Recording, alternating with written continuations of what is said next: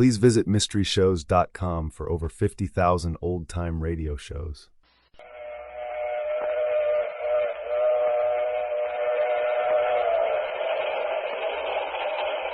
The Mutual Broadcasting System presents The Mysterious Traveler, written, produced, and directed by Robert A. Arthur and David Copeland, and starring two of radio's foremost personalities, Lyle Sudrow and Robert Danbury, in Behind the Locked Door.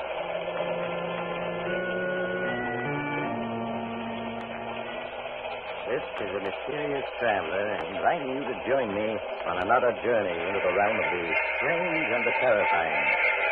I hope you will enjoy the trip, and it will thrill you a little and chill you a little. So settle back, get a good grip on your nerves, and be comfortable, if you can, as I bring you the strange and chilling story so many of you have asked to hear again. I call it Behind the Locked Door.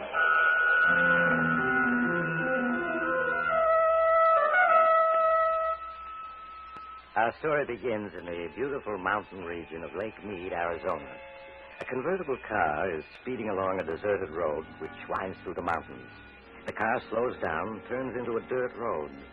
A few minutes later, it comes to a stop before a small mountain lodge. Kathy Evans, an attractive girl in her early 20s, gets out of the car, runs up the steps of the lodge to the front door. She knocks impatiently, looking about anxiously.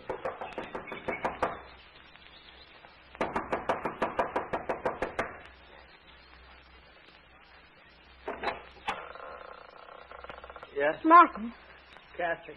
I thought I'd find you here. Aren't you going to ask me? Go away, Kathy.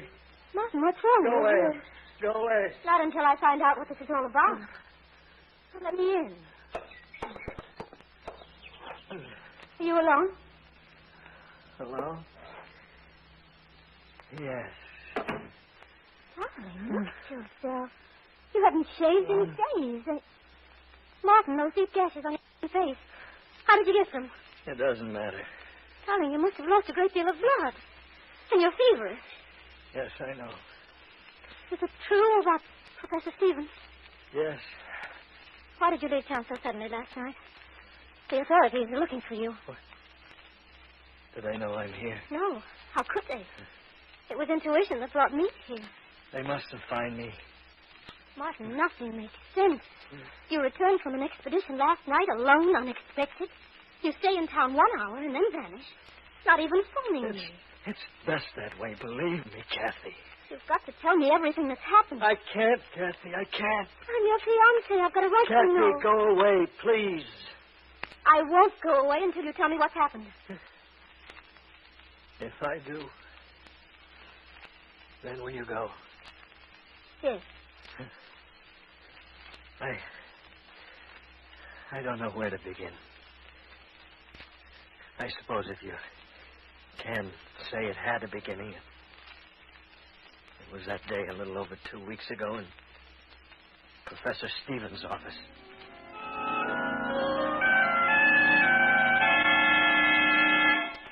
Come in, Martin. Come in. Have a seat. Thank you, Professor. Martin, how would you like to go exploring with me for, say, 10 days, 2 weeks at the outside? Exploring where? The Vermillion Cliffs along the Colorado River. I found some wonderful Aztec pieces there last summer. One large cave I stumbled on proved to be a veritable treasure trove. Yes, I've seen those Aztec pieces in the University Museum. Now, the Vermillion Cliffs still remain largely unexplored. I'm sure that we could turn up many more objects of interest. It certainly sounds intriguing. The only reason I hesitate, Professor, is because of Kathy. Oh, I'm sure she'd give you a 2-week leave of absence. Yes, I suppose so. How many of us would go? Well, it would just be you, myself, and an Indian guide, and 3 burros. I find that the fewer there are on an expedition, the better. Mm-hmm. When would we leave? Well, what about the day after tomorrow? All right, Professor, I'm with you.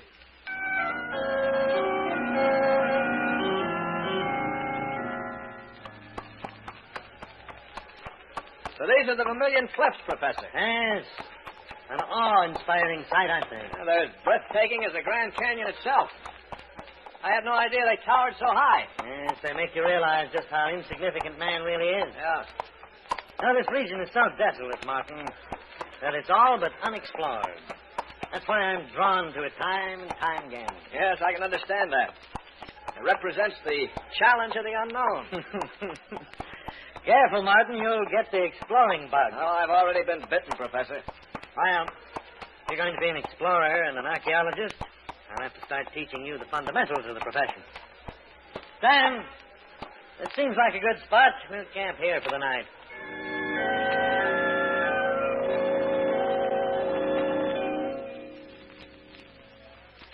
Phew. It certainly is hot, Professor. Exploring isn't as easy as I thought. Yeah. All right, Professor, what is it? For 20 minutes now, you've been sitting on that rock staring at that cliff. Note the boulders strewn over the face of that cliff. What about it? Well, that's a very peculiar landslide. If you carefully study the formation of it, What's peculiar about it? many of the rocks look as though they'd been placed there by human hands. But why and by whom? Well, one of the ancient Aztec forms of punishment was to seal a person in a cave by means of a landslide or just piling heavy rocks in front of the mouth of the cave.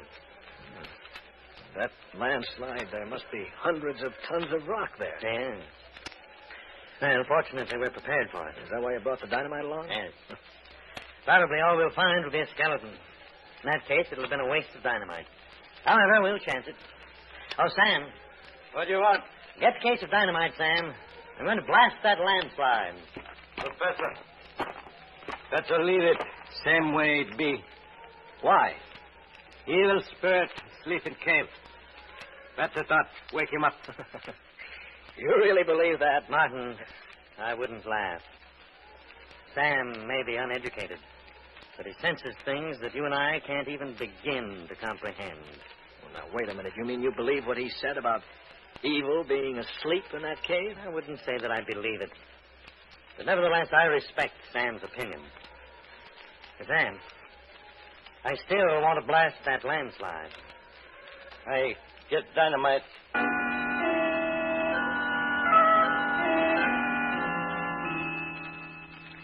Keep your head down, Martin. When I set that dynamite off, there are going to be a great many rocks flying around. Don't worry, Professor. I've got cover. Sam, you ready? Yes, Professor. All right. Here goes.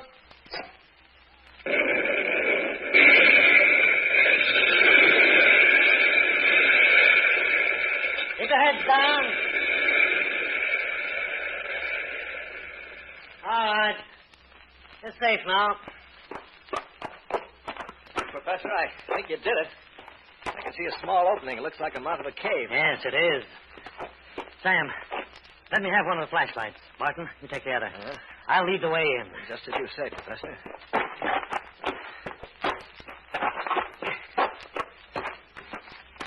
The air doesn't seem too bad in here. Yes, it's all right. Yeah. What's that noise? It's just rats scurrying around. Oh. Certainly a huge cavern. Look at that ceiling. Must be 200 feet high. Look at the bats up there. Yes, huge ones. I have a feeling that this cavern and others extend for miles underground. Yeah, Professor, look. Skeleton. Yes. There's another one over there. Yes. Let's see what else there is. Wagon train. What? Good Lord. Sam's right. It's a wagon train. A wagon train? Yes. Look, there are at least 30 or 40 wagons in this cavern. Look. Skeletons of horses. Here's a skeleton with an arrow beside it. Let me see it. Oh. Appears to be a Navajo arrow. What do you think, Sam? Navajo. Professor, this wagon train, what's it all mean? Well, many years ago, this wagon train was attacked by Indians. Wagon train retreated into this cavern, hoping to save themselves that way. And then the Indians caused a landslide, sealing them in. Yeah. Poor devils. Look, notice that old gun lying there. Yeah. The flintlock. Seems to suggest this wagon train must be at least 100 years old. Yeah, probably headed for the California gold rush of 1848. Yeah. Well, we'll come back tomorrow and search this wagon train thoroughly. I'm sure we'll find many things of great interest. The next morning, After an early breakfast, Sam and I followed Professor Stevens back into the cabin. We spent the morning investigating the trunks and boxes we found on the wagons. And among the moldy clothing and 101 household articles, we found faded letters and newspapers which showed the wagon train had crossed the Mississippi in the summer of 1849, headed west for California and gold. We finished rummaging among the effects of the wagons, and the professor suggested we explore the cavern. We followed him from one cavern to another, each varying in size. Now and then the professor would stop to mark our trail, for the caverns were honeycombed with countless passageways. How far do you think we've come, Professor? I should say we're about a mile from the wagon train. We'll go back a few more minutes. We go back now. This place evil. Now, Sam, if there are ghosts here, they're only the ghosts of the people in the wagon train. They wouldn't harm us. I tell you, evil. Feel it. All right. We'll go back. We'll go just a little further and turn back. Professor, wait a minute. What is it, Martin? Oh, I think I hear running water. Yes, you're right. Come along. We seem to be getting closer. Yes. Evil all around us. Can't be much further. Well, there it is. Yeah. It's a small river. Look how swiftly it's flowing. This probably flows for miles underground, and it empties into the Colorado River. Say, Professor, here along the bank, there's a tremendous pile of fish bones. Yes, so there is. Look. Well, there are even more on the other side of the river. What do these huge piles of fish bones mean? It's very strange. How do you account for it? I'm afraid that at the moment I can't. Sam, you any ideas about it? Evil all around us. I feel him strong. Professor, he's trembling. Sam, there's nothing to be afraid of. Look, I'll shine my flashlight around, see? We've been watched. Watch? What are you talking about? Won't stay here. I go. Sam, come back. You haven't even got a flashlight. Sam! Come on, Rock. We've got to catch him.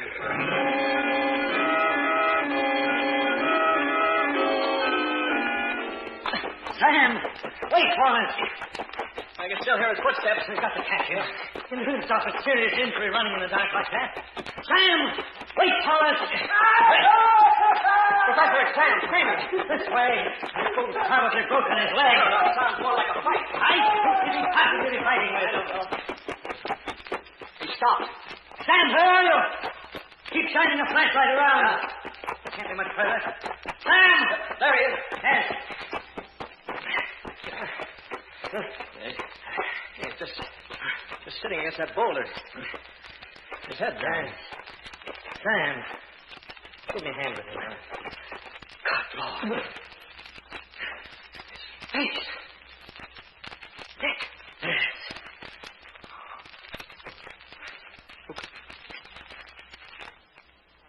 I have a theory. But it's so incredible that I can't bring myself to voice it. Tell me. What do you think I'm insane? Tell me. What if the people of the wagon train, or rather the descendants, are alive here in these huge caverns? Well, that's impossible. Why? Picture what happened the day the 150 people or so were sealed into this mountain by the Indians. What would have been the first thing they'd have done? Tried to dig their way out. Exactly. They start digging and find there are 100-ton boulders blocking the entrance, and they have no dynamite. They're forced to give up. Yes? They spend days looking for another way out. Fail to find one. The day comes when all their food's gone. Starvation sets in. All right. Then that would mean they would all die. Not necessarily. The strongest of them stumble along in the darkness and find the underground river. They catch an abundance of fish and are able to survive. The huge fish bone piles along the river. Right. The river was an everlasting supply of food. They continue to live by the river in the dark. Some probably went insane, died. Others adjusted themselves to their new environment. Professor, you think those handful of survivors had descendants who are alive today inside this mountain? Yes, Martin. And it was one of them who clawed Sam to death. What can those descendants be like? Being born and living in darkness. I can only guess. I should imagine they'd be blind or near to it. But their other senses would be remarkably developed. Their physical appearance. I don't know. It's not like a nightmare. A nightmare you can't awaken from. What's to prevent them from attacking us? And our flashlights, for one thing. I'm sure light frightens them, just as fire frightens animals. Fortunately, I have a revolver. Well, we better move on. Wait a minute. What about Sam? There's nothing we can do for him now. Come along, Martin. We must find the trail I marked so that we can get out of here.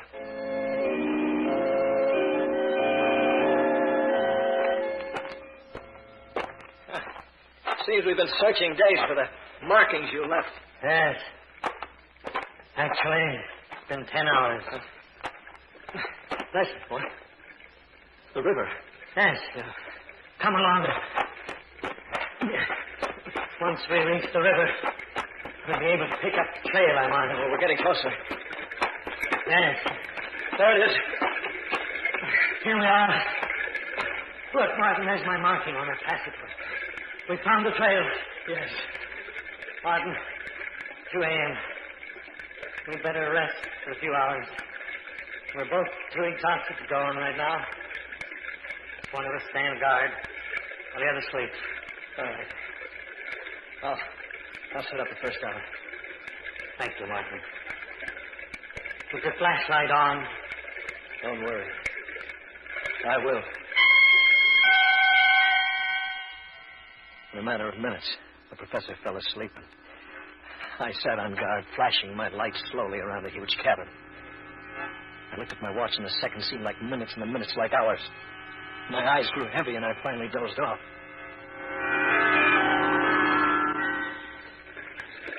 Suddenly, I awakened in the darkness to hear the professor screaming. Martin! Help me!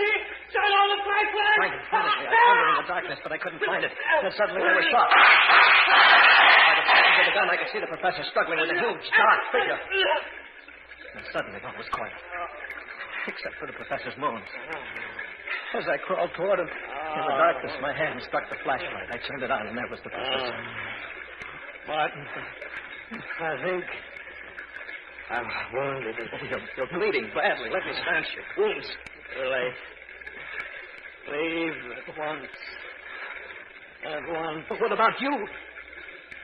Professor? Professor!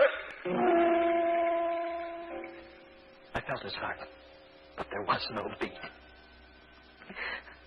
I staggered to my feet, shined my flashlight around until I found the professor's markings. I stumbled wearily along the marked passageway, trying not to remember my last glimpse of the professor's face. I hadn't gone more than 100 yards when suddenly my flashlight flickered and went out.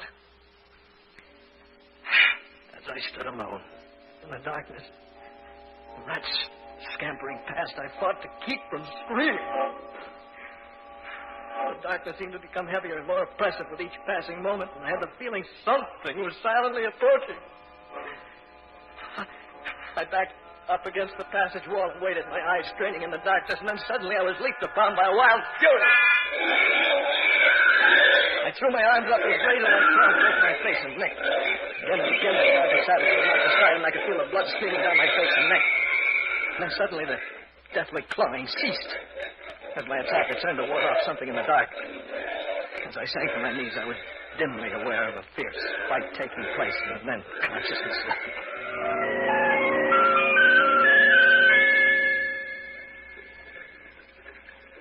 Later. How much later, I have no way of knowing. I became aware of a heavy, calloused hand washing my face and neck with water. I winced in pain as the water flowed into the deep cuts, and then suddenly I remembered all. And remembering all, became aware of the calloused hand washing my face and the presence of someone beside me in the darkness. Who are you? For a moment, the hand hesitated, then resumed washing my neck. Well, can't you speak? Say something. A noise came from its throat that was more that of an animal than a human being. If I could only see you. Do you have a name? It spoke. It seemed to repeat the word name, though I couldn't be sure. And faint from the loss of blood, I closed my eyes and fell asleep. When I awoke, my face and neck felt stiff and painful. It seemed to sense I was awake, for as I opened my eyes and stared into the darkness, it came to my side. Can't you understand anything at all? Don't my words make any sense to you? Why did you save my life? My hand brushed against its hand, and I could feel its sharp, claw-like fingers on it. I reached out in the darkness as I touched its face. It bit my hand. I tried to get to my feet, but it placed a strong hand on my shoulder and held me down. At that moment, I realized that not only was it my savior, but my jailer as well. I lost all track of time. Now and then, it would lead me. And I would cautiously get to my feet to steal off, but no sooner had I taken more than a few steps than it would be there at my side, forcing me to return to the bank of the river. I spent my every waking moment trying to think of a way to escape. And then, when my despair was greatest, an idea came to me. The professor had said that the underground river I lay beside emptied into the Colorado River. Though the odds were 100 to 1 against my surviving, I knew it was the only possible way of escape. Slowly, I crawled a few remaining feet to the edge of the river and, leaning over, started to wash my face. I could sense that it was watching me. I leaned forward a few inches more and fell into the river. As I came up for air in the swift-flowing water, I heard a splash beside me. A moment later, I felt its arms around me. The current swept us along with breathtaking speed, and as we clung to each other, I discovered that it couldn't swim. For what seemed hours, the river swept us along in the darkness, and I felt myself losing consciousness as I attempted to keep the two of us above water.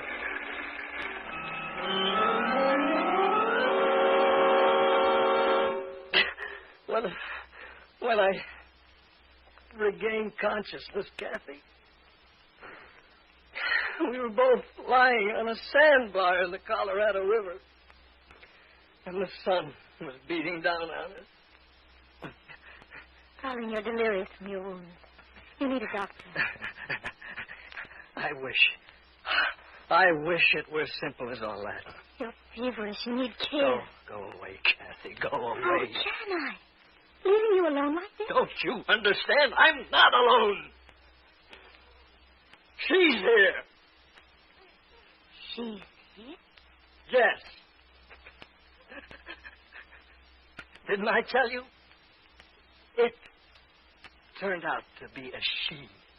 Out of your mind. You don't know what you're saying. When I first saw her that first time, lying unconscious on that sandbar, my first instinct was to leave her there, but how could I?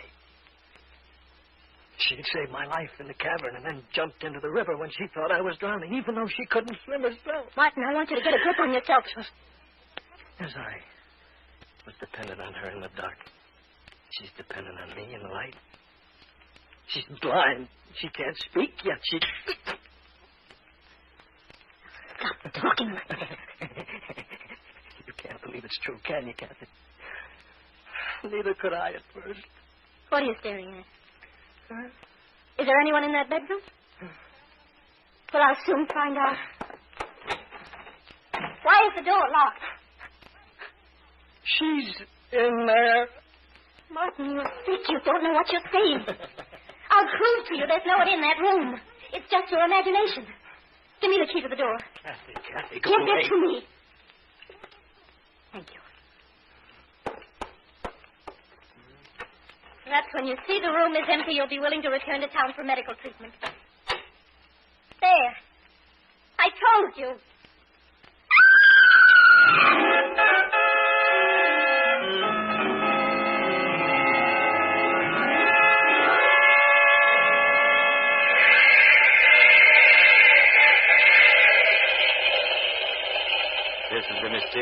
traveler again. Did you enjoy our trip? What's that, madam? You want a description of what Kathy saw when she opened that bedroom door? Well, you might ask Kathy. But the only trouble is the poor girl gets hysterical when you question her about the occupant of that bedroom. I suggest you write a letter to the Museum of Horrors for a full description. They consider the Woman of the Mountain as their star exhibit. Because when she... Oh, you have to get off here. I'm sorry. I'm sure we'll meet again. I take this same train every week at this same time.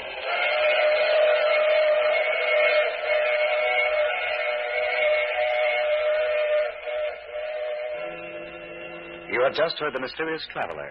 You may now enjoy other exciting adventures of The Mysterious Traveler in the current issue of The Mysterious Traveler magazine. In our cast, Lyle Suto, Ann Shepard, and Robert Donnelly, with Maurice Tarplin in the title role. Phil Tarkin speaking, this program came to you from New York.